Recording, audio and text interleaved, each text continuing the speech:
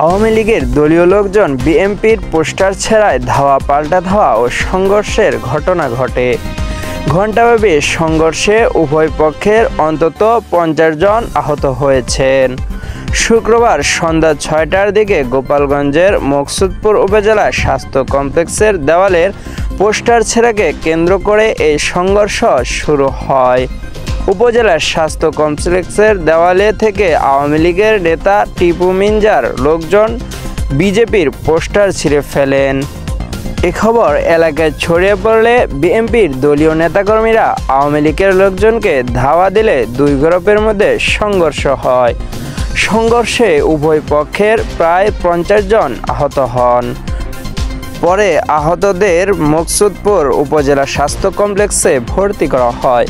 এ বিষয়ে মকসুদপুর উপজেলার বিএনপি সাধারণ সম্পাদক তরিকুল ইসলাম রাজু জানান, মকসুদপুর উপজেলা স্বাস্থ্য কমপ্লেক্সের দেওয়াল থেকে বিএনপির কেন্দ্রীয় সহ সাংগঠনিক সম্পাদক সেলিমুজ্জামান সেলিমের পোস্টার আওয়ামী লীগের নেতারা পুড়িয়ে ও ছিঁড়ে ফেলে।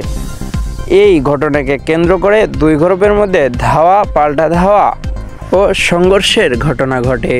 মকসুদপুর থানার ভারপ্রাপ্ত কর্মকর্তা মোস্তফা কামাল জানান, বর্তমানে এই এলাকা শান্ত থাকলেও থমথমে অবস্থা বিরাজমান।